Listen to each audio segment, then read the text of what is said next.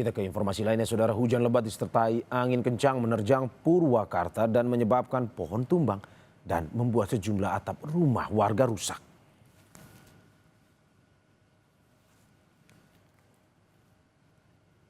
Selain menumbangkan sejumlah pohon dan merusak atap rumah warga, hujan lebat juga menyebabkan sejumlah jalan protokol Purwakarta tergenang air, imbas dari saluran drainase yang kurang baik.